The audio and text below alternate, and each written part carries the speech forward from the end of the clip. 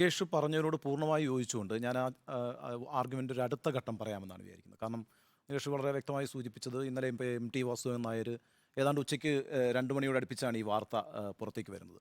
ഏതാണ്ട് 10, 30, 32 മണിക്കൂർ കഴിയുമ്പോഴും ആ വാർത്ത കേരള സമൂഹം വളരെ ഗൗരവത്തോടുകൂടി ചർച്ച ചെയ്തുകൊണ്ടിരിക്കുന്നു. ഇപ്പോഴും അതിൻ്റെ പ്രതികരണങ്ങൾ അവസാനിച്ചിട്ടില്ല എന്ന് പറയുമ്പോൾ അത് വളരെ പ്രധാനപ്പെട്ടൊരു കാര്യമാണല്ലോ. അത് പരിശോധിക്കപ്പെടേണ്ടതാണ്.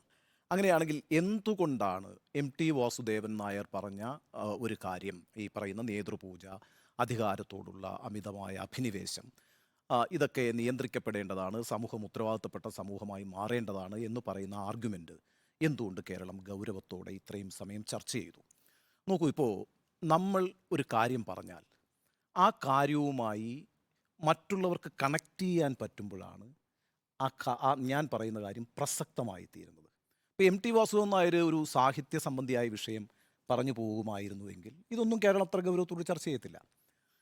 എം ടി വാസുദേവൻ നായർ കേരളത്തെ ചൂഴ്ന്നു നിൽക്കുന്ന ഒരു പ്രശ്നത്തെ അവതരിപ്പിച്ചു, അഥവാ കേരളം നോക്കി നിരീക്ഷിച്ച് ബോധ്യപ്പെട്ടുകൊണ്ടിരിക്കുന്ന ഒരു കാര്യത്തെ വിളിച്ചു പറഞ്ഞു എങ്കിൽ അതുമായി വളരെ പെട്ടെന്ന് ആളുകൾ കണക്ട് ചെയ്യും, സ്വാഭാവികമാണ്.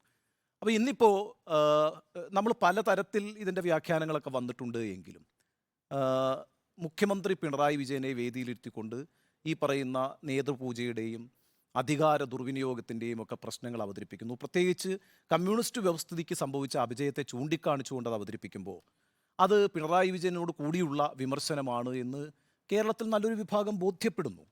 ഒരു പക്ഷേ മാധ്യമങ്ങൾ അത് വലിയ രീതിയിൽ ആളിക്കത്തിച്ചിട്ടുണ്ടാകാം. എന്നാലും മാധ്യമങ്ങൾ ആളിക്കത്തിക്കുന്നതിനപ്പുറത്ത് സമൂഹം ആ വിഷയം ചർച്ച ചെയ്യുന്നുണ്ടെങ്കിൽ സമൂഹത്തിന് അതുമായി ബന്ധപ്പെട്ട് ചില ആശങ്കകളുണ്ട് എന്ന് വേണം മനസ്സിലാക്കാൻ. നമ്മൾ ഇല്ലാത്തൊരു പ്രശ്നത്തെ, അതിപ്പോൾ എം ടി വാസുദേവൻ നായരെന്നല്ല, ഇന്ത്യ കണ്ട മഹാരായ ഏതെങ്കിലുമൊക്കെ എഴുത്തുകാർ എന്തെങ്കിലുമൊക്കെ പറഞ്ഞാൽ അത് വെറുതെ എടുത്ത് ചർച്ച ചെയ്യുന്നൊരു സമൂഹമൊന്നുമല്ല നമ്മളുടേത്. നമുക്ക് കണക്ട് ചെയ്യാൻ പറ്റണം. അല്ലെങ്കിൽ എനിക്കുണ്ടായിട്ടുള്ള ഒരു ബോധ്യത്തെ നിങ്ങൾ പറയുമ്പോൾ ഞാൻ നിങ്ങളുമായി ഐക്യപ്പെടും. അപ്പോൾ ആ അർത്ഥത്തിൽ എം ടി വാസുദേവൻ നായർ പറഞ്ഞിട്ട്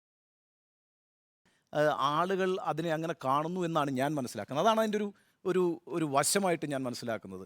അതുകൊണ്ട് ആത്മപരിശോധന നടത്തണ്ടേ എന്ന ചോദ്യത്തിന് ഞാൻ മറുപടി പറഞ്ഞിരിക്കുന്നത് അത് നടത്തില്ല എന്നാണ്.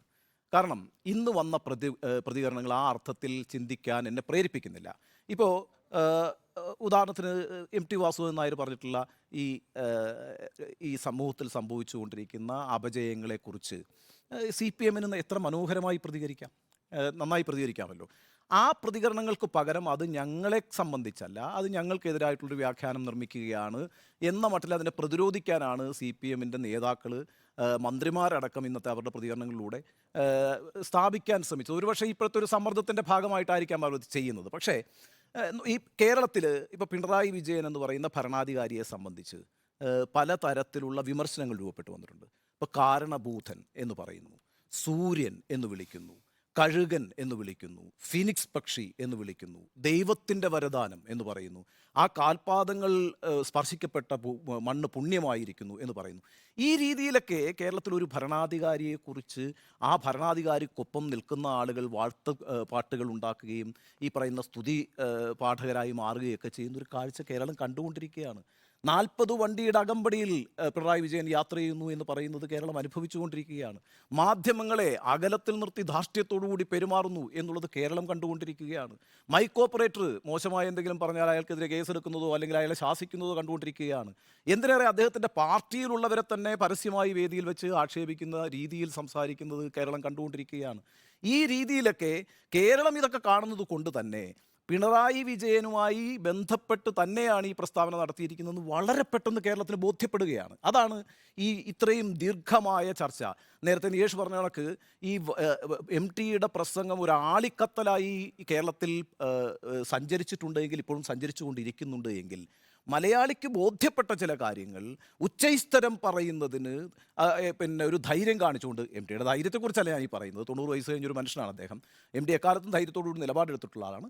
സധൈര്യം ആ കാര്യം പറയുന്നു എന്ന് പറയുന്നത് വളരെ പ്രധാനപ്പെട്ട ഒരു കാര്യമാണ്. അതുകൊണ്ട് എൻ്റെ ആദ്യ അഭിപ്രായം എന്ന് പറയുന്നത് എം ടി വാസുദേവൻ നായർ ഇന്നലെ പറഞ്ഞ അഭിപ്രായത്തോട് കേരളം കണക്ട് ചെയ്യപ്പെട്ടിരിക്കുന്നു. അതുകൊണ്ടാണ് ഇത്ര സുദീർഘമായൊരു ചർച്ച ആ പ്രസംഗവുമായി ബന്ധപ്പെട്ട് നടന്നതെന്നാണ് എൻ്റെ പ്രാഥമികമായ വിലയിരുത്തൽ.